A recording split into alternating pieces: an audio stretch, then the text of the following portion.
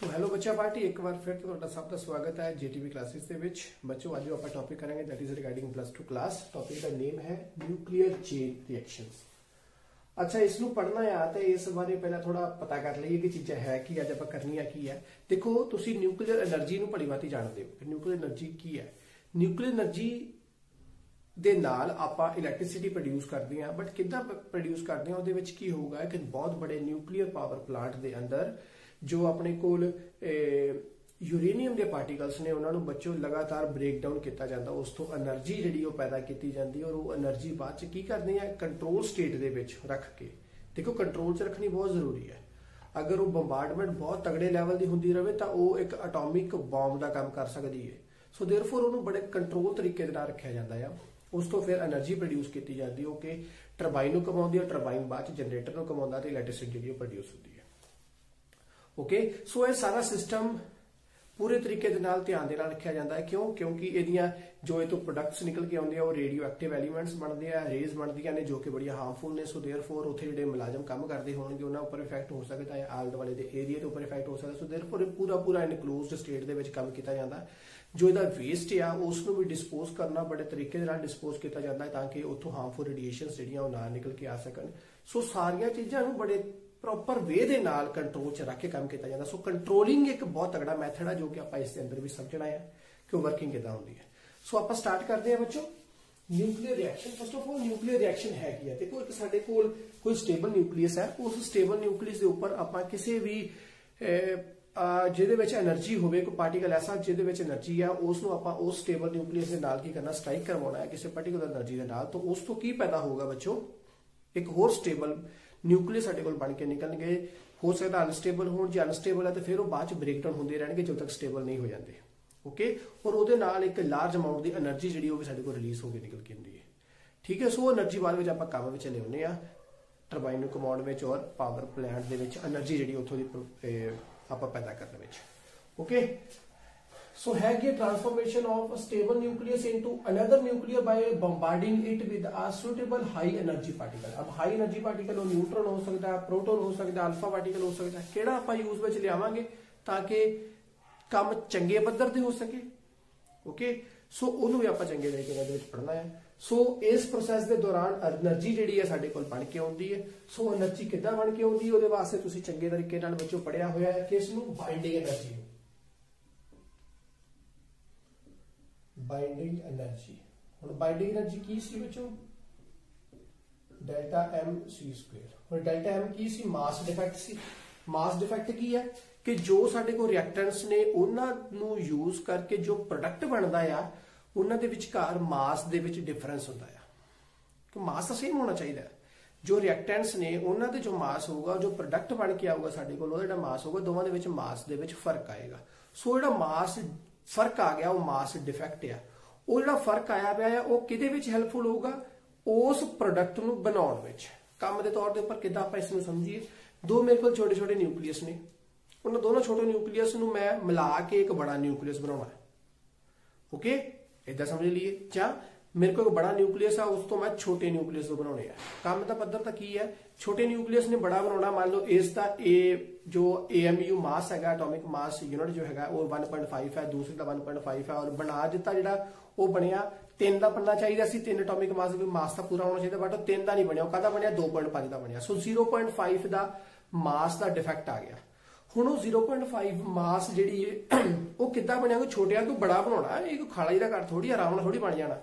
1.5 तो 2.5 का बन गया। तो 0.5 जो मास डिफेक्ट आया उसने एक एनर्जी पैदा की जिहड़ी कि एनर्जी ने यूज किया गया ताकि दोनों छोटिया को एक बड़ा बनाया जा सके। उन्होंने जोड़ने में एक एनर्जी यूज हुई। ओके ओके सो वो की आ गई साडे कोल बाइंडिंग एनर्जी।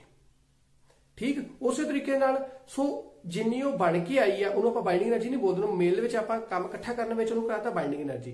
तो जो मैं उसको तोड़ना होवे तो मैनू जिन्ने बनन विच एनर्जी यूज अप च आई है ओके उसनू इकट्ठा करके बाइंड करने में जिहड़ी एनर्जी अपने यूज में आई है जेकर मैं होर बाहरों एनर्जी दवां उसनू ताकि वो ब्रेक डाउन कर सका बड़े वाले नू छोटियां दे विच जो बड़ा रिएक्टेंट नाल जिहड़ा प्रोडक्ट बन के आया जेकर मैं उसनू ब्रेक डाउन करा ताकि वो होर वो बाद विच टुट सके तो ਉਹਦੇ ਵਿੱਚ ਵੀ ਕੀ ਹੈ ਕਿ ਜਿੰਨੀ એનર્ਜੀ ਨੂੰ ਬੰਨਣ ਵਿੱਚ ਕੰਮ ਚ ਆਈ ਸੀ ਓਨੀ ਹੀ એનર્ਜੀ ਨੂੰ ਤੋੜਨ ਵਿੱਚ ਕੰਮ ਆਏਗੀ। ਸੋ ਜਿੰਨੀ એનર્ਜੀ ਨੂੰ ਬਾਈਂਡ ਕਰਕੇ ਰੱਖਿਆ ਸੀ ਉਹਨੇ ਅਮਾਉਂਟ ਦੀ ਮੈਨੂੰ ਬਾਹਰੋਂ એનર્ਜੀ ਦੇਣੀ ਪੈਣੀ ਹੈ ਤਾਂ ਕਿ ਉਹ ਬਾਈਂਡਿੰਗ એનર્ਜੀ ਬ੍ਰੇਕ ਡਾਊਨ ਹੋ ਸਕੇ। ਸੋ ਉਸ ਨੂੰ ਆਪਾਂ ਬੋਲਦੇ ਆ ਬਾਈਂਡਿੰਗ એનર્ਜੀ, ਜੋੜਨ ਵਿੱਚ ਚਾਹੇ ਤੋੜਨ ਵਿੱਚ। ਓਕੇ, ਔਰ ਆਉਂਦੀ ਕਿਤੇ ਤੋਂ ਆ ਮਾਸ ਡਿਫੈਕਟ ਤੋਂ ਆਉਂਦੀ ਹੈ। ਹੁਣ ਫਿਊਜ਼ਨ ਵਾਸਤੇ ਪੜ੍ਹ ਲਈਏ, ਫਿਊਜ਼ਨ ਦੇ ਲਈ ਕੀ ਹੋਊਗਾ, ਬੜਾ ਆ ਉਸ ਨੂੰ ਬ੍ਰੇਕ ਡਾਊਨ ਕੀਤਾ ਦੋ ਛੋਟੇ ਛੋਟਿਆਂ ਵਿੱਚ। ਹੁਣ ਬੜੇ ਵਾਲਾ ਦਾ ਮੰਨ ਲਓ 3 ਮਾਸ ਆ, 3 AMU ਹੈ, ਜਿਹੜਾ 2 ਬਣ ਕੇ ਆਏ ਛੋਟੇ ਛੋਟੇ ਉਹ ਕਿੰਨੇ ਦਾ ਆ, 1 ਬਣ ਗਿਆ 1.5 ਦਾ, 1 ਬਣ ਗਿਆ 1 ਦਾ। तो मास डिफेक्ट कितना आ गया 0.5, फिर निकल गया क्योंकि 3 का सी 1.5 ਤੇ 1 कितना आ गया 2.5 हो गया, तो 0.5 ਦਾ मास डिफेक्ट मेरे को फिर निकल के आ गया। ਉਹ 0.5 ਦਾ ਮਾਸ ਡਿਫੈਕਟ ਜੇ ਮੈਂ ਸੀ ਸਕੇਅਰ ਨਾਲ ਮਲਟੀਪਲਾਈ ਕੀਤਾ ਤੇ એનર્ਜੀ ਬਣ ਕੇ ਆਈ। ਸੋ ਉਹਨੇ ਅਮਾਉਂਟ ਦੀ એનર્ਜੀ ਉਸ ਵੇਲੇ ਕੀ ਹੈ, ਰਿਲੀਜ਼ ਹੋਏਗੀ, ਬਣ ਕੇ ਪੈਦਾ ਹੋ ਕੇ ਬਾਹਰ ਨਿਕਲ ਕੇ ਆਏਗੀ। ਸੋ ਮਾਸ ਕੀ ਹੈ, ਸਾਰਾ ਥਰੂ ਉਹਦੇ ਰਿਐਕਟੈਂਟ ਔਰ ਪ੍ਰੋਡਕਟ ਵਾਲੇ ਪਾਸੇ ਸੇਮ ਹੋਣਾ ਚਾਹੀਦਾ। ਹਾਂ, ਕੁਝ એનર્ਜੀ ਜਿਹੜੀ ਬਣ ਕੇ ਆਈ ਉਹ ਕਿੱਥੋਂ ਬਣ ਕੇ ਆਈ, ਮਾਸ ਡਿਫੈਕਟ ਤੋਂ ਬਣ ਕੇ, ਕਿਉਂਕਿ ਮਾਸ ਉਹਨਾਂ ਪੂਰਾ ਕਰਨਾ ਪੈਣਾ ਸਾਨੂੰ, ਜਿੰਨਾ ਰਿਐਕਟੈਂਟ ਵਾਲੇ ਪਾਸੇ ਉਹਨਾਂ ਪ੍ਰੋਡਕਟ ਵਾਲੇ ਪਾਸੇ। ਸੋ ਉਹ ਆ ਮਾਸ ਡਿਫੈਕਟ, ਜੋ ਕਿ ਤੁਸੀਂ ਪਿਛਲੇ ਲੈਕਚਰ ਦੇ ਵਿੱਚ ਅੱਛੇ ਤਰੀਕੇ ਨਾਲ ਸਮਝ ਚੁੱਕੇ ਹੋ। ਓਕੇ, ਕਲੀਅਰ ਬੱਚੋ। ਸੋ ਹੈ ਕੀ ਹੈ, ਇਨ ਦਿਸ ਪ੍ਰੋਸੈਸ એનર્ਜੀ ਜਿਹੜੀ ਉਹ ਰਿਲੀਜ਼ ਹੋ ਕੇ ਆਉਂਦੀ ਹੈ। ਕਦੀ ਕੀ ਹੁੰਦਾ, ਸਾਨੂੰ ਫਾਰਮੂਲਾ ਲਗਾਉਣ ਦੀ ਲੋੜ ਨਹੀਂ ਪੈਂਦੀ। ਆਪਾਂ ਕੀ ਕਰਦੇ ਆ, ਸਾਡੇ ਕੋਲ ਮਾਸ ਡਿਫੈਕਟ ਮੰਨ ਲਓ ਜਿੰਨਾ ਵੀ ਆਇਆ, ਮਾਸ ਡਿਫੈਕਟ ਤੁਹਾਡੇ ਕੋਲ ਆ ਗਿਆ 0.5, ਜਿਵੇਂ ਇੱਥੇ ਆਇਆ AMU, ਤੇ ਆਪਾਂ ਸਿੱਧਾ ਇਸ ਨੂੰ ਮਲਟੀਪਲਾਈ ਕਰ ਦਿੰਦੇ ਆ ਬੱਚੋ 931 ਮੈਗਾ ਇਲੈਕਟ੍ਰੋਨ ਵੋਲਟ ਦੇ ਨਾਲ। ਓਕੇ, ਆ ਸਿੰਪਲ ਆਪਾਂ ਫਾਰਮੂਲਾ ਨਾਲ ਲਗਾਈਏ, ਆਪਾਂ ਸਿੰਪਲ ਇਹਦੇ ਨਾਲ ਕਰਕੇ ਰੱਖੇ, ਕਿਉਂਕਿ ਆ ਇੱਕ AMU ਵਾਸਤੇ ਇੰਨਾ ਮੇਰੇ ਕੋਲ ਮੈਗਾ ਇਲੈਕਟ੍ਰੋਨ ਵੋਲਟ એનર્ਜੀ ਬਣ ਕੇ ਪਈ ਹੋਈ ਹੈ। ਇਹ ਆਪਾਂ ਕੈਲਕੂਲੇਸ਼ਨ ਕਰਕੇ ਰੱਖੀ ਹੋਈ ਹੈ। ਓਕੇ, ਇਹਦਾ ਮਲਟੀਪਲਾਈ ਕਰੀਦਾ ਤਾਂ ਸਿੱਧਾ ਹੀ ਮੇਰੇ ਕੋਲ એનર્ਜੀ ਨਿਕਲ ਕੇ ਆ ਜਾਂਦੀ, ਕਿੰਨੀ, ਇਸ ਦੇ ਨਾਲ ਦੋ ਵਾਰੀ ਮਲਟੀਪਲੀਕੇਸ਼ਨ ਤੋਂ એનર્ਜੀ ਮੇਰੇ ਕੋਲ ਬਣ ਕੇ ਆ ਜਾਂਦੀ ਹੈ। ਆਪਾਂ ਇਹਦਾ ਆਰਾਮ ਨਾਲ ਫਾਈਂਡ ਕਰ ਸਕਦੇ ਹਾਂ। ਸੋ ਇਸ ਪ੍ਰੋਸੈਸ ਦੇ ਦੌਰਾਨ એનર્ਜੀ ਜਿਹੜੀ ਉਹ ਰਿਲੀਜ਼ ਹੋ ਕੇ ਸਾਡੇ ਕੋਲ ਨਿਕਲ ਕੇ ਆਉਂਦੀ ਹੈ। ਕਲੀਅਰ, ਇਹ ਤਾਂ ਸਿੰਪਲ ਵੇਖਿਆ ਕਿ એનર્ਜੀ ਬਣਦੀ ਪਈ ਹੈ, ਕਿੱਥੋਂ ਬਣਦੀ ਹੈ, ਬਾਈਂਡਿੰਗ એનર્ਜੀ ਨਾਲ ਆਉਂਦੀ ਹੋਈ। ਅੱਗੇ ਕੀ ਹੈ, ਤੁਸੀਂ ਪੜੋ ਇੱਕ ਚੀਜ਼ ਪੁਰਾਣੇ ਲੈਕਚਰਸ ਦੇ ਵਿੱਚ ਆਪਾਂ ਦੇਖੀ ਹੋਈ ਹੈ ਕਿ ਜਿਵੇਂ ਜਿਵੇਂ ਮਾਸ ਨੰਬਰ ਵੱਧਦਾ ਜਾਂਦਾ ਬੱਚੋ, ਉਹਦੇ ਅਕੋਰਡਿੰਗਲੀ ਜਿਹੜੀ ਬਾਈਂਡਿੰਗ એનર્ਜੀ ਉਹਦੇ ਵਿੱਚ ਵੀ ਫਰਕ ਆਉਂਦਾ। 0 ਤੋਂ ਲੈ ਕੇ 30 ਤੱਕ ਦੇ ਜਿਹੜੇ ਸਾਡੇ ਕੋਲ ਮਾਸ ਨੰਬਰ ਤੇ ਪਾਰਟੀਕਲਸ ਨੇ, ਉਹਨਾਂ ਵਾਸਤੇ ਬਾਈਂਡਿੰਗ એનર્ਜੀ ਬਹੁਤ ਹਾਈ ਹੈ। 30 ਤੋਂ ਲੈ ਕੇ 170 ਵਾਸਤੇ ਬਾਈਂਡਿੰਗ એનર્ਜੀ ਕਾਂਸਟੈਂਟ ਹੈ ਨੀਅਰਲੀ, ਤੇ 170 ਤੋਂ ਬਾਅਦ ਜਿਹੜੇ ਅੱਗੇ ਉਹਨਾਂ ਵਾਸਤੇ ਵੇਰੀ ਕਰਦੀ ਹੈ। ਸੋ ਦੇਅਰਫੋਰ 30 ਤੋਂ ਲੈ ਕੇ 170 ਦੇ ਵਿੱਚ ਬਾਈਂਡਿੰਗ એનર્ਜੀ ਆਲਮੋਸਟ ਕਾਂਸਟੈਂਟ, ਸੋ ਆਪਾਂ ਇਹਨਾਂ ਨੂੰ ਇਗਨੋਰ ਕਰ ਦਈਏ ਕਿਉਂਕਿ ਆਲਮੋਸਟ ਹੀ ਕਾਂਸਟੈਂਟ ਹੈ। ਕੀ ਲੈ ਕੇ ਚੱਲਾਂਗੇ ਇਹਦੇ ਬਾਰੇ, 0 ਤੋਂ ਲੈ ਕੇ 30 ਔਰ 170 ਤੋਂ ਉੱਪਰ ਦੇ ਜਿਹੜੇ ਮਾਸ ਨੰਬਰ ਦੇ ਪਾਰਟੀਕਲਸ ਨੇ, ਉਹਨਾਂ ਵਾਸਤੇ ਆਪਾਂ ਬਾਈਂਡਿੰਗ એનર્ਜੀ ਪੜ੍ਹ ਕੇ ਚੱਲਣੀ ਹੈ ਜੀ, ਕੀ ਉਹ ਕਿੰਨੇ ਅਮਾਉਂਟ ਦੀ એનર્ਜੀ ਪੈਦਾ ਕਰਦੇ ਆ ਔਰ ਕਿਹੜਾ ਪ੍ਰੋਸੈਸ ਆਪਾਂ ਉੱਤੇ ਲਾਉਣਾ, ਫਿਜ਼ਨ ਲਾਉਣਾ ਜਾਂ ਫਿਊਜ਼ਨ ਲਾਉਣਾ। ਫਿਊਜ਼ਨ ਦਾ ਮਤਲਬ ਸਮਝ ਚੁੱਕੇ ਹੋ ਤੁਸੀਂ, ਦੋ ਛੋਟੇ ਛੋਟਿਆਂ ਨੂੰ ਇਕੱਠਾ ਕਰਨਾ, ਇੱਕ ਬੜਾ ਬਣਾਉਣਾ, ਫਿਊਜ਼ ਕਰਵਾ ਕੇ। ਔਰ ਫਿਜ਼ਨ ਦਾ ਮਤਲਬ ਕੀ, ਇੱਕ ਬੜਿਆਂ ਨੂੰ ਬ੍ਰੇਕ ਡਾਊਨ ਕਰਨਾ ਛੋਟਿਆਂ ਦੇ ਵਿੱਚ। ਓਕੇ, ਸੋ ਜਿਹੜੇ 0 ਤੋਂ ਲੈ ਕੇ 30 ਤੱਕ ਦੇ ਨੇ ਮਾਸ ਨੰਬਰ, ਮਤਲਬ 30 ਤੋਂ ਥੱਲੇ ਥੱਲੇ ਵਾਲਿਆਂ ਵਾਸਤੇ ਨਿਊਕਲੀਅਰ ਫਿਊਜ਼ਨ ਦਾ ਕੰਮ ਕਰਦੇ ਆ, ਛੋਟੇ ਛੋਟੇ ਨੂੰ ਮਿਲਾ ਕੇ ਬੜਾ ਬਣਾਉਣਾ। ਔਰ ਜਿਹੜੇ 170 ਤੋਂ ਉੱਪਰ ਦੇ ਨੇ, ਉਹਨਾਂ ਵਾਸਤੇ ਆਪਾਂ ਨਿਊਕਲੀਅਰ ਫਿਜ਼ਨ ਲਗਾਉਂਦੇ ਆ, ਬੜੇ ਨੂੰ ਬ੍ਰੇਕ ਡਾਊਨ ਕਰਨਾ ਛੋਟਿਆਂ 'ਚ। ਹੁਣ ਜੇ ਵੀ ਮੰਨ ਲਓ 1.5 1.5 1 ਪਲੱਸ 1.5 ਤੇ ਇਹਦਾ ਬਣ ਕੇ ਆਇਆ, ਇਹ 2.5 ਦਾ ਬਣ ਗਿਆ, ਤੇ 0.5 ਦਾ ਮਾਸ ਡਿਫੈਕਟ ਆ ਗਿਆ ਮੇਰੇ ਕੋਲ, ਉਹਨੇ એનર્ਜੀ ਪੈਦਾ ਕਰਕੇ ਸਮਝ ਲੈਣੀ। ਇੱਥੇ ਜਿਹੜਾ ਇਹ ਹੈ ਸਾਡੇ ਕੋਲ, ਜੇ ਮੰਨ ਲਓ 3 ਦਾ ਆ ਤੇ ਇਹਨੇ ਵੀ ਕੀਤਾ 1.5 ਦਾ ਬਣਾਤਾ, ਇਹਨੇ 1 ਦਾ ਬਣਾਤਾ, ਤੇ 0.5 ਦਾ ਡਿਫੈਕਟ ਇਹਦੇ ਵੀ ਨਿਕਲ ਗਿਆ, ਤੇ ਉਹਦੇ ਨਾਲ એનર્ਜੀ ਬਣ ਜਾਣੀ। ਸੋ એનર્ਜੀ ਰਿਲੀਜ਼ ਹੋ ਕੇ ਆ ਰਹੀ ਹੈ, ਚਾਹੇ ਫਿਊਜ਼ਨ ਹੈ ਚਾਹੇ ਫਿਊਜ਼ਨ ਹੈ। ਕਲੀਅਰ, तो ਅੱਗੇ ਕੀ ਹੈ ਸਾਡੇ ਕੋਲ ਬੱਚੋ, ਨਿਊਕਲੀਅਰ ਫਿਜ਼ਨ। ਹੁਣ ਪੜ ਚੁੱਕਿਆ ਫਿਜ਼ਨ ਕੀ ਹੈ, ਬੜੇ ਦਾ ਬ੍ਰੇਕ ਡਾਊਨ ਛੋਟੇ ਨਾਲ। ਸੋ ਇਹ ਪ੍ਰੋਸੈਸ A ਨੰਬਰ 170 ਤੋਂ ਉੱਪਰ ਵਾਲੇ ਵਾਸਤੇ ਉਹ ਪੜਨਾ ਹੈ। ਕੀ ਹੈ, એનર્ਜੀ ਪ੍ਰੋਡਿਊਸ ਹੋ ਰਹੀ ਹੈ ਕਿਦਾਂ, ਮਾਸ ਡਿਫੈਕਟ ਦੇ ਫਾਰਮੂਲੇ ਦੇ ਨਾਲ। प्रोसेस केड़ा, चेन रिएक्शन कौन सी है, न्यूक्लियर रिएक्शन कौन सी है, यूरेनियम है जिदा मास नंबर 235 है, एटॉमिक नंबर 92 है। इस नूं मैं किसी न्यूट्रॉन दे नाल बंबार्ड किया। अब न्यूट्रॉन लगाया गया जी, ना मैं इत्थे प्रोटॉन लिया ना मैं इत्थे अल्फा लिया, क्यों नहीं लिया बच्चों, वो भी समझ लिया। आप देखो आप ये सारे प्रोसेस नूं बच्चों कंट्रोल स्टेट में रखना है। न्यूक्लियर पावर प्लांट के अंदर अगर कंट्रोलिंग ना होवे ना, तो बंबार्डमेंट इन्नी ज्यादा हो जाए तो प्लांट जिहड़ा आ वो फट सकता है। वो प्लांट के बड़े तगड़े लैवल की बंबार्डमेंट एटॉमिक बंब का काम कर सकता उत्थे हो, तो उहदे नाल की होगा, एरिया पूरी तरह नाल डिजास्टर इफेक्ट आऊगा पूरे एरिया च। ओके, बड़े लैवल तक। सो कंट्रोल च रखना बहुत जरूरी है हर काम को। तो मैं उहदे वास्ते की कीता, मैं इत्थे न्यूट्रॉन नूं लैके चलिया, ना मैं इत्थे प्रोटॉन लिया ना मैं अल्फा लिया। क्यों नहीं लिया भी समझ लिया आपां। पहले देखो न्यूट्रॉन क्यों लिया, इत्थे आके मैं पूरी चीज समझाऊंगा बच्चों। यूरेनियम न्यूट्रॉन दे नाल ਆਪਾਂ ਇਹਦੀ ਬੰਬਾਰਡਮੈਂਟ ਮੈਂ ਨਿਊਟਰੋ ਦੇ ਨਾਲ ਕੀਤੀ, ਮੇਰੇ ਕੋਲ ਕੀ ਬਣ ਕੇ ਆਇਆ, ਬੇਰੀਅਮ ਬਣ ਕੇ ਆਇਆ, ਗ੍ਰਿਟਨ ਬਣ ਕੇ ਆਇਆ। ਉਸ ਦੇ ਨਾਲ ਕੀ ਹੋਇਆ, ਮੇਰੇ ਕੋਲ 3 न्यूट्रॉन्स होर बन के आ गए, नाल एनर्जी इन्ने मैगा इलैक्ट्रॉन वोल्ट की बन के आई। अब इन्ने मैगा इलैक्ट्रॉन वोल्ट की एनर्जी मेरे को बन के आई, इसका मतलब कोई ना कोई मास डिफेक्ट होएगा जिहदे करके इन्नी एनर्जी बन के आई होएगा, ऑब्वियसली गल होएगा। क्लीयर? हुण है कि देखो इत्थे ने वर्ड यूज किया थर्मल न्यूट्रॉन। थर्मल न्यूट्रॉन का मतलब की है कि थर्मल मीनस नॉर्मल लैवल के उपर जिहड़े गैसीयस पार्टिकल्स, गैस के जिहड़े मॉलिक्यूल्स या पार्टिकल्स ने बच्चों, वो जिन्नी एनर्जी के नाल घूमदे है ना, जिन्नी एनर्जी नाल जिन्नी अपने को एनर्जी काइनेटिक एनर्जी रख के वो मूव करते रहते थर्मल स्टेट दे विच, आम तौर के उपर ऑर्डिनल टैंपरेचर के उपर, उन्नी स्पीड के नाल ही न्यूट्रॉन आके इहदे नाल बंबार्ड करना चाहिए। ज्यादा स्पीड के नाल नहीं होना चाहिए। स्लो मूविंग होवे ते लैस एनर्जी होवे। मतलब स्लो मूविंग में काइनेटिक एनर्जी घट है तो एनर्जी घट ऑटोमैटिकली घट होगी, मूवमेंट घट है तो एम वी स्क्वायर वी घट है तो इसकी वैल्यू घट जाएगी। क्लियर? तो थर्मल स्टेट, थर्मल आराम नाल नॉर्मल टैंपरेचर के ऊपर, ठीक है, ओके। तो ये जाके स्ट्राइक करेगा तो मेरे को सेकेंडरी न्यूट्रॉन्स बन के आउणगे होर, जिन्हां दा रिजल्ट की होगा भी सेकेंडरी न्यूट्रॉन्स जो बंबार्डमेंट तो बाद जो न्यूट्रॉन्स बन के आए ने, 3 बन के आए ने, ये बहुत फास्ट मूविंग होणगे ते इन्हां को एनर्जी बहुत ज्यादा होएगी। हुण इहदे प्रोसैस दे नाल मेरे को न्यूट्रॉन बन के आए जिहड़े कि बहुत तेजी नाल मूव करते हैं। हुण तेजी नाल जिहड़े मूव करते हैं अगे जाके हुण एक यूरेनियम दे पाया नहीं होएगा उस प्लांट के अंदर, बहुत सारे यूरेनियम होणगे। सो एक दे नाल इन्नी एनर्जी मेरे को बन के आ गई, तो आप ही सोचो बच्चों किन्ने यूरेनियम पाए होणगे ते किन्नी लैवल की एनर्जी बन के आएगी। एक दे नाल इन्नी आई, हजारां की मात्रा में यूरेनियम होणगे, पार्टिकल यूरेनियम मॉलिक्यूल्स होणगे, न्यूक्लियस होणगे यूरेनियम के, तो उहदे नाल बहुत ज्यादा लैवल की एनर्जी बन के आएगी। सो बहुत सारी एनर्जी बन के आई ते हुण बंबार्डमेंट होंदी रहेगी तो आपां नूं की करना, आपां कंट्रोल च करना है। तो चेन रिएक्शन किदां बन गई है? देखो जिहड़े आ सेकेंडरी न्यूट्रॉन साडे कोल बन के आए ने फास्ट मूविंग, इहो ही अगे जाके आ न्यूट्रॉन, क्योंकि आ न्यूट्रॉन सी सेकेंडरी न्यूट्रॉन बन के आए, इहो ही न्यूट्रॉन अगे जाके फिर होर यूरेनियम दे नाल स्ट्राइक करनगे, उथों फिर 3 बन के आउणगे, वो फिर अगे स्ट्राइक करनगे, वो फिर 3 बन के आउणगे, फिर स्ट्राइक करनगे, फिर 3 strike strike strike strike strike ते एनर्जी आती रहेगी। बट मैं उस जिहड़ी एनर्जी वो इन्ने लैवल दी ना हो जाएगी उत्थे बंब ही फट जाए, ठीक है। सो उन्होंने बच्चों कंट्रोल च रखना पैना आपां नूं। तो कंट्रोलिंग करने वास्ते आपां की करना, आपां पढ़न लगे nuclear chain reaction. Chain reaction दे विच की होएगा कि जिहड़े सेकेंडरी न्यूट्रॉन्स जिहड़े बनदे पे आ, इत्थों ही आपां इहो ही थर्मल न्यूट्रॉन की तरह एक्ट करनगे, ठीक है। इहो ही अगे थर्मल न्यूट्रॉन बनणगे जिहड़े कि फिर होर यूरेनियम दे नाल स्ट्राइक करनगे, क्योंकि ये जो बन के आए ने ये न्यूट्रॉन्स अगों जाके फिर यूरेनियम दे नाल रिएक्ट करनगे ते फिर अपना यही प्रोडक्ट बनाते रहेंगे। हो सकता प्रोडक्ट होर भी कोई बन जाए, बस स्टेबल च होने चाहिए, ठीक है। तो बनते रहेंगे सो हुण वर्किंग चलती रहेगी। बट ये देखा जाए फास्ट ने, आपां की करने हैं स्लो करने हैं, तो उहदे लई की करना पएगा वो भी देखते हैं। सो सेकेंडरी न्यूट्रॉन्स ही एक्ट करनगे थर्मल न्यूट्रॉन दे नाल, थर्मल न्यूट्रॉन की तरह फर्दर फिजन वास्ते। तो की है अगे सेकेंडरी न्यूट्रॉन्स को जे मैं कंट्रोल च कर लिया तो न्यूक्लियर रिएक्टर का काम करेगा। जो मैं कंट्रोल स्टेट में न्यूक्लियर एनर्जी प्रोड्यूस करनी, न्यूक्लियर रिएक्टर पूरा प्लांट की तरह काम करेगा जिदा प्लांट के ऊपर काम होंदा। बट जे अनकंट्रोल हो गया तो एटॉमिक बम बन जाएगा। ये गल देख लो, ये बन गए ने होर यूरेनियम के नाल दे बई दड़ादड़ चलते रहेंगे, ठीक है। रिएक्शन होती रहेगी तो फिर एक ब्लास्ट हो सकता है। सो कंट्रोल रखना बहुत जरूरी है। तो कंट्रोलिंग किद्दां होएगी? मैनू की करना पैना, ये सेकेंडरी न्यूट्रॉन्स जिहड़ी फास्ट मूविंग है इन्हां दी स्पीड नूं घटाउणा पैना। स्पीड घटाउणी पैनी मतलब थर्मल न्यूट्रॉन बनाउणे पैणे है। थर्मल न्यूट्रॉन बच्चों किद्दां बनणगे? इत्थे आओ, साडे कोल सेकेंडरी न्यूट्रॉन सी, उन्हां नूं मैं पैराफिन, ड्यूटेरियम जां हैवी वाटर दे मॉलिक्यूल्स दे नाल बच्चों उन्हां दे विचों इस नूं पास करवाउणा पैना। एक बार जदों ये रिजल्ट बन के आउंदा तो हमेशा हर बार उन्हां नूं इन्हां दे विचों पास कराओ, क्योंकि एक्ट करते हैं एक तरह के ये सारे मॉडरेटर। अब मॉडरेटर क्यों किया गया कि बच्चों ये सारे पैराफिन, ड्यूटेरियम या हैवी वाटर इन्हां दे विच की होएगा? प्रोटॉन्स होंगे किदे? हाइड्रोजन दे, क्योंकि हाइड्रोजन ही है सारे विच। इन्हां विच की होगा? प्रोटॉन्स होंगे। प्रोटॉन्स की होंगे? पॉजिटिव। अब जेडे न्यूट्रॉन्स होंगे और इक्वली कंपैरेटिवली मास, जिन्ना न्यूट्रॉन का मास होना प्रोटॉन का मास होगा, तो ये जी अपनी एनर्जी लैके आ रहे हैं ना, ये एनर्जी इसनूं की करनगे? इंटरचेंज कर लेंगे।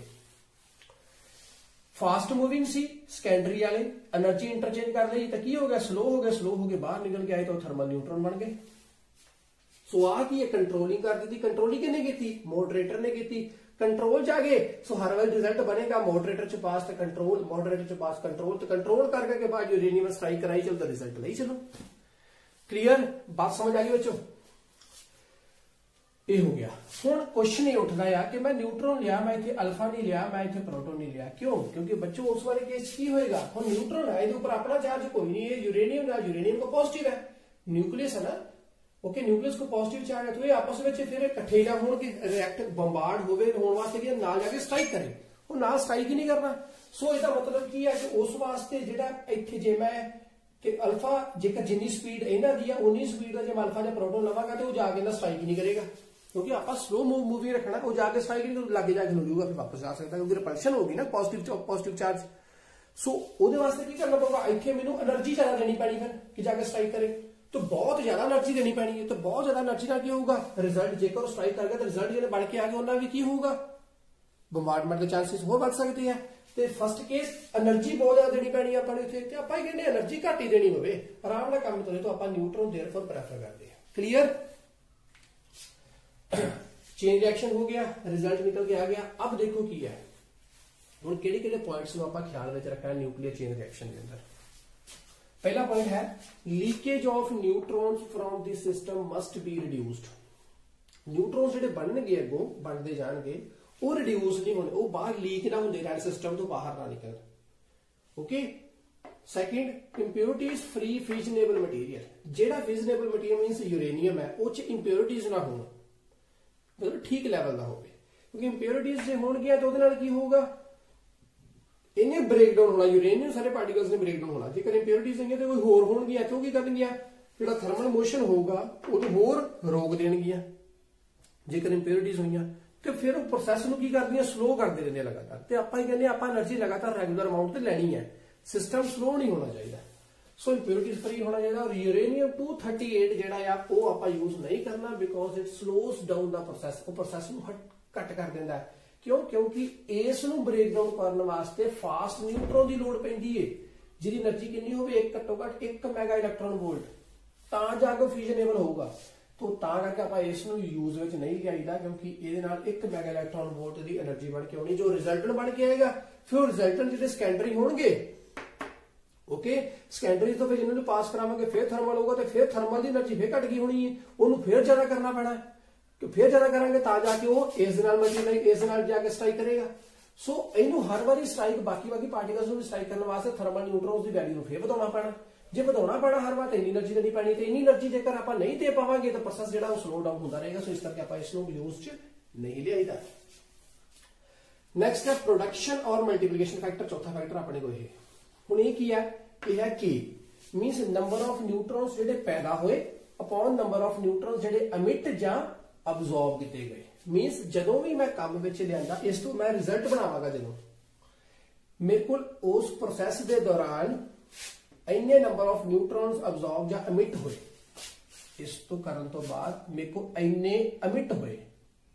ओके, जिन्ने भी मैं एमिट मीनस आ के दा मतलब की है, इनपुट अपॉन आउटपुट ही है। मीनस जो मैं आउटपुट लै रहा, मैं कितनी इनपुट दी और कितने मैं आउटपुट लेके चलता पाया। सिंपल गल ये है मल्टीप्लिकेशन फैक्टर की, जिन्ने नंबर ऑफ अमिट किए जा रहे हैं, जिन्ने मेरे को आए उन्होंने मीनस जो इत्थे मेरे को अमिट होके आए उन्होंने मैं जो यूज विच लियावांगा, अमिट होके मेरे को मान लो निकल के आए, इस प्रोसैस के दौरान मेरे को इन्ने अमिट होए, इन्हों मैं अगे यूज विच लियावां, ये ना होवे कि किते पए रहण ते बाद होर बंबार्डमेंट करदे रहण। नहीं, जो ये मेरे को जिन्ने आए ने उन्ने अमाउंट का मेरे को यूरेनियम भी होवे बाद च, फिर ताकि उस तो फिर जिहड़े आ प्रोड्यूस होणगे, होर जिहड़े अगों प्रोड्यूस होणगे, फिर इहनूं यूज किया, इहदे नाल प्लस किया, फिर वो इनू यूज किया मीनस आ बनिया, इनू प्लस किया तो फिर आहो बनिया।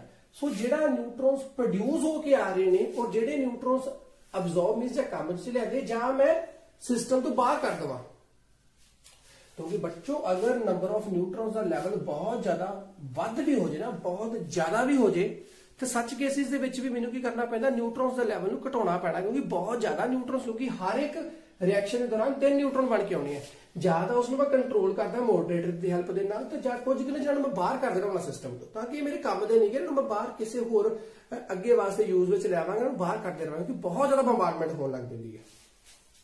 हाँ, वो लीकेज के नाल आपां कंसीडर नहीं करना, क्योंकि लीकेज का मतलब की है कि वो सिस्टम मैनूं पता भी नहीं कि लीक होंदे जा रहे हैं। नहीं, जेकर मैं खुद हटा रहा मैं सिस्टम तो ताकि control state they which system चलता रहे तो वो गल वखरी है।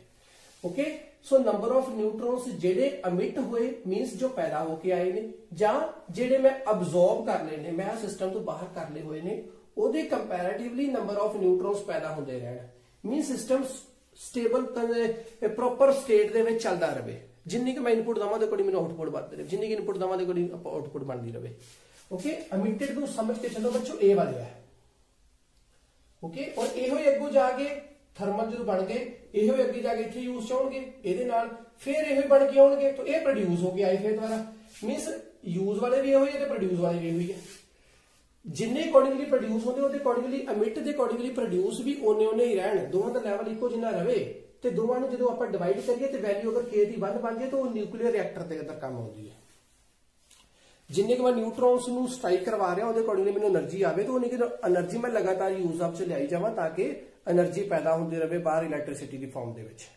ਓਕੇ ਔਰ ਅਗਰ ਪ੍ਰੋਡਿਊਸ ਬਹੁਤ ਜ਼ਿਆਦਾ ਹੋਈ ਕਿ ਉਹਨੇ ਆਪਾਂ ਕੰਮ ਚ ਨਹੀਂ ਲਿਆਂਦੇ ਤਾਂ ਕੀ ਹੋਊਗਾ k ਦੀ ਵੈਲਿਊ ਬਹੁਤ ਵੱਧ ਜਾਊਗੀ ਤਾਂ ਐਟੋਮਿਕ ਬੰਬ ਦਾ ਕੰਮ ਕਰੇਗੀ ਓਕੇ ਸੋ ਜੇਕਰ ਉਹ ਘਟ ਜਾਏਗੀ ਅਮਿਟ ਉਹਨੇ ਹੋ ਨਹੀਂ ਰਹੇ ਪ੍ਰੋਡਿਊਸ ਘਟ ਹੋ ਰਹੇ ਲਗਾਤਾਰ ਸਿਸਟਮ ਖਾਈ ਜਾਂਦਾ ਇਨਪੁਟ ਖਾਈ ਜਾ ਰਿਹਾ ਉਹਨੇ ਪੈਦਾ ਨਹੀਂ ਹੋ ਰਹੇ 238 वाला केस ਉਹਨੇ ਪੈਦਾ ਨਹੀਂ ਹੋ ਰਹੇ ਯੂਜ਼ ਵਿੱਚ ਮੈਂ ਦਈ ਜਾਵਾਂ ਉਹਨੇ ਪੈਦਾ ਨਹੀਂ ਹੋ ਰਹੇ ਤਾਂ ਮੈਂ ਨਿਊਟਰॉन्स ਦੀ ਜਿਹੜੀ ਸਪੀਡ ਉਹਨੂੰ ਘਟਾਇਆ ਜਾ ਰਿਹਾ ਲਗਾਤਾਰ ਤੇ ਉਹ ਮਤਲਬ ਉਹਦੀ ਵੈਲਿਊ ਬਹੁਤ ਘੱਟ ਹੈ ਇੰਨੀ ਚਾਹੀਦੀ ਫਿਰ ਜਾ ਕੇ ਬੰਬਾਰਡਮੈਂਟ ਹੋਏਗੀ ਨਾ ਫਿਰ ਜਾ ਕੇ ਫਿਊਜ਼ਨੇਬਲ ਹੋਏਗਾ ਕੰਮ ਪਰ ਉਹ ਨਹੀਂ ਹੋ ਨਹੀਂ ਰਹੀ ਸੋ ਇਹਦਾ ਮਤਲਬ ਪ੍ਰੋਡਕਟ ਹੋਣਾ ਨਿਕਲ ਕੇ ਨਹੀਂ ਆ ਰਿਹਾ ਤਾਂ ਪ੍ਰੋਸੈਸ ਜਿਹੜਾ ਉਹ ਜਮਾਂ ਹੀ ਸਲੋ ਡਾਊਨ ਹੋ ਜਾਏਗਾ ਤੇ ਸਿਸਟਮ ਕੀ ਆ ਸਟਾਪ ਕਰ ਜਾਏਗਾ ਸੋ ਇਹ ਮਲਟੀਪਲੀਕੇਸ਼ਨ ਫੈਕਟਰ ਬਹੁਤ ਕੰਮ ਦਾ ਹੈ ਆਪਾਂ ਇਹਨੂੰ ਪ੍ਰੈਫਰ ਕਰਦੇ ਹਾਂ ਕਿ ਜਿੰਨੇ ਅਕੋਰਡਿੰਗਲੀ ਆਪਾਂ ਅਮਿਟ ਹੋ ਰਹੇ ਨੇ ਪ੍ਰੋਡਿਊਸ ਹੋ ਰਹੇ ਨੇ ਉਹਦੇ ਅਕੋਰਡਿੰਗਲੀ ਆਪਾਂ ਕੰਮ ਵਿੱਚ ਲਈਏ ਆ ਇਨਪੁਟ ਦੇ ਤੌਰ ਤੇ ਆ ਨੂੰ ਸਮਝੋ ਤੁਸੀਂ ਇਨਪੁਟ ਇਹਨੂੰ ਸਮਝੋ ਤੁਸੀਂ ਆਊਟਪੁੱਟ ਐਫੀਸ਼ੀਐਂਸੀ ਹੈ ਸਿੰਪਲ ਇੱਕ ਤਰ੍ਹਾਂ ਦੀ क्लियर नेक्स्ट है बच्चों ਇਹ ਸੀ ਆਪਣੇ ਕੋਲ ਨਿਊਕਲੀਅਰ ਫਿਜ਼ਨ अब ਇਹ ਕਿੱਦਾਂ ਨਿਊਕਲੀਅਰ ਰਿਐਕਟਰ ਦੇ ਅੰਦਰ ਕੰਮ ਕਿਹੜੇ ਹੁੰਦੇ ਆ ਆਪਾਂ ਨੈਕਸਟ ਵੀਡੀਓ 'ਚ ਕਰਨਾ ਹੈ ਓਕੇ ਪ੍ਰੋਪਰ ਅੱਜ ਸਿਰਫ ਆਪਾਂ ਓਵਰਵਿਊ ਪੜਾਂਗੇ ਫਿਜ਼ਨ ਔਰ ਫਿਊਜ਼ਨ ਦਾ नेक्स्ट है ਨਿਊਕਲੀਅਰ ਫਿਊਜ਼ਨ अब ਇਹ 'ਚ ਕੀ ਹੋਏਗਾ ਦੋ ਜਾਂ ਦੋ ਤੋਂ ਜ਼ਿਆਦਾ ਲਾਈਟ ਨਿਊਕਲੀਅਸ ਇੱਕ ਹੈਵੀ ਸਟੇਬਲ ਨਿਊਕਲੀਅਸ ਦੇ ਵਿੱਚ ਬਣ ਜਾਂਦੇ ਨੇ ओके दो इकट्ठे छोटे छोटे मिलके बड़ा बन गया हुण कित्थे बनया किद्दां बनया सी आप पढ़िया होया इत्थे छोटे छोटे मिलके बड़ा बने नाल क्यू एनर्जी आ गई क्यू एनर्जी कित्थों आई मास डिफेक्ट तो आ गई कित्थों मास डिफेक्ट आया पढ़िया होया एनर्जी इज रिक्वायर्ड हुण इत्थे ध्यान रखना तुसीं एक मिनट इत्थे मैं कहा पॉइंट भी लिखिया इहनूं मैं चंगी तरह उस वेले समझावांगा नाल ही बच्चों energy is required here to fuse light nuclei दोनों नूं फ्यूज मीन्स इकट्ठा करने विच भी सानू एनर्जी चाहिए है as both are positive charge क्योंकि दोनों पॉजिटिव चार्ज होंगे क्योंकि न्यूक्लियस है ना this energy is given by the extreme conditions हुण ये एनर्जी कोई कंडीशंस दे नाल दित्ती जाएगी जिहदे विच टैंपरेचर और प्रेशर जदों मैं टैंपरेचर और प्रेशर एक्सट्रीम कंडीशंस दा प्रोवाइड करांगा तो की करूंगा इन्हां दोवां दे विच जिहड़ा Coulomb's law of attraction Coulomb's law of repulsion है ना जिहड़ा साडे पॉजिटिव पॉजिटिव ਉਹਨੂੰ ਖਤਮ ਕਰਿਆ ਜਾਵੇ ਤਾਂ ਕਿ ਦੋਵੇਂ ਇਕੱਠੇ ਹੋ ਸਕਣ ਉਹਨੂੰ ਖਤਮ ਕਰਨ ਵਾਸਤੇ ਜੋ ਮੈਨੂੰ ਟੈਂਪਰੇਚਰ ਔਰ ਪ੍ਰੈਸ਼ਰ ਦੀ ਬਾਹਰੋਂ ਲੋਡ ਮੈਨੂੰ ਦੇ ਰਿਹਾ ਪੂਰੀ ਕਰਕੇ ਉਸ ਪ੍ਰੋਸੈਸ ਨੂੰ ਮੈਂ ਬੋਲਦਾ thermonuclear fusion thermo means temperature regarding nuclear fusion okay ਹੁਣ ਪਾਰਟਿਕੂਲਰ ਕੰਡੀਸ਼ਨਸ ਟੈਂਪਰੇਚਰ ਦੀ ਹਾਈ ਹੋਣੀ ਚਾਹੀਦੀ ਔਰ ਨਾਲ ਪ੍ਰੈਸ਼ਰ ਦੀ ਵੀ ਪਾਰਟਿਕੂਲਰ ਕੰਡੀਸ਼ਨ ਹੋਣੀ ਚਾਹੀਦੀ ਸਟੇਟ ਨੂੰ ਦੇਖਦੇ ਹੋਏ ਤਾਂ ਕਿ ਆਪਾਂ ਇਹਨਾਂ ਦੋਹਾਂ ਨੂੰ ਫਿਊਜ਼ ਕਰ ਸਕੀਏ ਔਰ ਇਹ ਚੀਜ਼ਾਂ ਕਿਉਂ ਦਿੱਤੀਆਂ ਗਈਆਂ ਤਾਂ ਕਿ ਦੋਵਾਂ ਦੇ ਵਿਚਕਾਰ ਦਾ ਆਪਸੀ ਰਿਪਲਸ਼ਨ ਫੋਰਸ ਘਟਾਇਆ ਜਾ ਸਕੇ ਔਰ ਇਕੱਠੇ ਮੇਲ ਕਰ ਦਿੱਤੇ ਜਾਣ ਤਾਂ ਕਿ ਇਹ ਬਣ ਸਕੇ ਔਰ ਨਾਲ એનર્ਜੀ ਪ੍ਰੋਡਿਊਸ ਹੋਊਗੀ according to the binding energy mass effect ਦੇ ਅਕੋਰਡਿੰਗਲੀ ਓਕੇ ਸੋ ਹੈ ਕਿ ਆਪਣੇ ਕੋਲ ਲਾਸਟ ਤੇ ਕਨਕਲੂਜਨ ਕੀ ਹੈ ਫਰੋਮ ਨਿਊਕਲੀਅਰ ਫਿਊਜ਼ਨ ਜਾਂ ਫਿਊਜ਼ਨ ਦੇ ਵਿੱਚ એનર્ਜੀ ਦੋਨਾਂ ਦੇ ਵਿੱਚ ਰਿਲੀਜ਼ ਹੁੰਦੀ ਹੈ according to mass defect fusion ਦੇ ਵਿੱਚ splitting है fusion ਦੇ ਵਿੱਚ joining है okay next है nuclear fusion proceeds nuclear fusion अच्छा ਕਹਿੰਦੇ fusion ਜਿਹੜੀ ਹੈ ਨਾ ਉਸ ਦੇ ਨਾਲ ਹੀ ਅੱਗੋਂ fusion ਬਣ ਕੇ ਆਉਂਦੀ ਹੈ ਹੁਣ fusion ਕਿੱਥੋਂ ਆਈ ਦੇਖੋ ਆ ਥਰਮੋਨਿਊਕਲੀਅਰ fusion ਜਿਹੜੀ ਆ fusion ਜਿਹੜੀ ਆਪਾਂ ਕਰਵਾਈਏ ਕਿੱਦਾਂ ਆਈ ਦੇਖੋ fusion ਇੱਥੇ ਕੀ ਚਾਹੀਦਾ ਟੈਂਪਰੇਚਰ ਹਾਈ ਚਾਹੀਦਾ ਇਹਨੂੰ ਦੋਵਾਂ ਨੂੰ ਕਿਉਂਕਿ ਇਹ ਦੋਵਾਂ ਦੇ ਵਿਚਕਾਰ ਦਾ ਫੋਰਸ ਆਫ ਰਿਪਲਸ਼ਨ ਜਿਹੜਾ ਉਹਨੂੰ ਤੋੜਨਾ ਆ ਉਹਨੂੰ ਤੋੜਨ ਵਾਸਤੇ ਟੈਂਪਰੇਚਰ ਹਾਈ ਚਾਹੀਦਾ ਮੀਨਸ ਹੀਟ એનર્ਜੀ ਚਾਹੀਦੀ ਹੈ ਜ਼ਿਆਦਾ એનર્ਜੀ ਚਾਹੀਦੀ ਹੈ ਔਰ ਉਹ ਜ਼ਿਆਦਾ એનર્ਜੀ ਕਿੱਥੋਂ ਆਈ ਹੋਵੇਗੀ ਫਿਜ਼ਨ ਤੋਂ ਆਈ ਹੋਵੇਗੀ ਸੋ ਬਾਹਰੋਂ ਪਹਿਲਾਂ ਕਿਤੇ ਫਿਜ਼ਨ ਦਾ ਪ੍ਰੋਸੈਸ ਲਾਇਆ ਗਿਆ ਫਿਜ਼ਨ ਦੇ ਪ੍ਰੋਸੈਸ ਤੋਂ ਮੈਂ એનર્ਜੀ ਪ੍ਰੋਡਿਊਸ ਕਰਵਾਈ ਬਹੁਤ ਸਾਰੀ એનર્ਜੀ ਲੈਂਦੀ ਆਪਣੇ ਕੋਲ ਉਹ એનર્ਜੀ ਦੇ ਨਾਲ ਹੀਟ ਪ੍ਰੋਡਿਊਸ ਹੋਈ ਉਸ ਹੀਟ ਨੇ ਬਾਅਦ ਇਹਨਾਂ ਦੋਹਾਂ ਦੇ आपसी रिपल्शन तोड़िया ते फिर मेरे को एनर्जी बन के बाहर निकल के वाधू बाद च बन के आए सो न्यूक्लियर फिजन जिहड़ी है उसे ने ही बनाई कि न्यूक्लियर फ्यूजन। गल समझ आ गई? सो फिजन के नाल ही फ्यूजन बन के आई है साडे कोल। सो ये तोड़न वास्ते फिजन लगी और उस तो बाद जो रिजल्ट बन के आया फिर फ्यूजन बन के आ गई। ओके, नेक्स्ट है mass per unit, energy per unit mass. Means अगर मेरे को कोई गिवन वेट है, मीन्स मैं कहा कि जिन्ना मान लो 4 किलो है 4 किलो है, दोनों वास्ते अगर मैं फिजन या फ्यूजन लगावा means equal weight equal mass, mass तो है तो मास तो वेट बनाया, ठीक है, mg लगा के हुए। सो अगर इक्वल वेट है मेरे को मीन्स मैं उन्ने ही मास की गल करा फ्यूजन वास्ते, उन्ने ही मास की गल करा फिजन वास्ते, मास दोनों वास्ते इको जिन्ना दिता गया, फिजन वास्ते भी उन्ना दिता, फ्यूजन वास्ते भी उन्ना दिता। उस केस दे विच जिहड़ी फ्यूजन च एनर्जी बननी है ज्यादा बननी है फिजन के मुकाबले। अगर इक्वल मास डिस्ट्रीब्यूट किया गया दोनों वास्ते तो उस केस में कहांगे कि फ्यूजन जिहड़ा वो ज्यादा एनर्जी बनाउंदा फिजन दे नालों। ओके, और अदरवाइज आपां की वेखांगे इन न्यूक्लियर फिजन, उदा फिजन दे विच products are harmful, means radioactive elements निकल के आउंदे आ, प्रोडक्ट्स इहदे हार्मफुल हुंदे आ, बट फ्यूजन दे विच हार्मफुल नहीं हुंदे। ओके, उदा एनर्जी जिहड़ी है फिजन दे विच ज्यादा बन के आउंदी है फ्यूजन के मुकाबले, बट मैं जेकर गिवन मास की गल करा कि इक्वल इक्वल मास दोनों नूं दे देवां, ਇਹਦੇ ਵਿੱਚ ਜ਼ਿਆਦਾ ਬਣ ਕੇ ਆਉਣੀ। ਕਿਉਂ ਬਣ ਕੇ ਆਉਣੀ? ਕਿਉਂਕਿ ਯਾਰ ਮਾਸ ਜ਼ਿਆਦਾ ਹੈ ਨਾ, ਮਾਸ ਨੰਬਰ ਜ਼ਿਆਦਾ ਹੈ ਤਾਂ ਬਣ ਕੇ ਆਉਣੀ ਜ਼ਿਆਦਾ। ਬਟ ਜੇ ਮੈਂ ਗੱਲ ਕਰਾਂ ਦੋਵਾਂ ਨੂੰ ਇਕੁਅਲ ਮਾਸ ਦੀ ਗੱਲ ਕਰਾਂ ਕਿ ਮੈਂ ਇਕੁਅਲ ਮਾਸ ਦੋਨੋਂ ਡਿਸਟ੍ਰੀਬਿਊਟ ਕੀਤੇ ਤਾਂ ਸੱਚ ਕੇਸਿਸ ਦੇ ਫਿਊਜ਼ਨ 'ਚ ਜ਼ਿਆਦਾ એનર્ਜੀ ਬਣ ਕੇ ਆਉਂਦੀ ਹੈ ਐਸ ਕੰਪੇਅਰ ਟੂ ਫਿਜ਼ਨ, ਅਗਰ ਇਕੁਅਲ ਮਾਸ ਡਿਸਟ੍ਰੀਬਿਊਟਡ ਹੈ। ਅਦਰਵਾਈਜ਼ ਫਿਜ਼ਨ ਦੇ ਵਿੱਚ ਜ਼ਿਆਦਾ એનર્ਜੀ ਪੈਦਾ ਹੁੰਦੀ ਹੈ ਐਸ ਕੰਪੇਅਰ ਟੂ ਫਿਜ਼ਨ, ਕਿਉਂਕਿ ਫਿਜ਼ਨ ਦਾ ਮਾਸ ਨੰਬਰ ਜ਼ਿਆਦਾ ਹੁੰਦਾ ਔਰ ਫਿਜ਼ਨ ਦਾ ਮਾਸ ਨੰਬਰ ਘੱਟ ਹੁੰਦਾ ਉਹਨਾਂ ਦੇ ਪਾਰਟੀਕਲਸ ਦਾ, ਔਰ ਜਿਹੜੇ ਪ੍ਰੋਡਕਟਸ ਬਣ ਕੇ ਆਉਣਗੇ ਉਹ ਫਿਜ਼ਨ ਦੇ ਹਾਰਮਫੁਲ ਹੁੰਦੇ ਔਰ ਫਿਜ਼ਨ ਦੇ ਹਾਰਮਫੁਲ ਨਹੀਂ ਹੁੰਦੇ। ये सी बच्चों आज का लैक्चर पूरे चंगे तरीके हर एक चीज चंगी तरह डिस्ट्रीब्यूट की गई है, दसी गई है और समझाई गई है। उम्मीद है लैक्चर तुहानू पसंद आया होगा। लैक्चर पसंद आया हो तो चैनल लाइक शेयर सब्सक्राइब भी करना। आज वाली बस इन्ना ही। खुश रहो, खुशहाल रहो, पढ़ते रहो तो पढ़ाते रहो तो लाइफ में की करना है enjoy. Bye bye, take care. Screenshot मार लो बच्चों।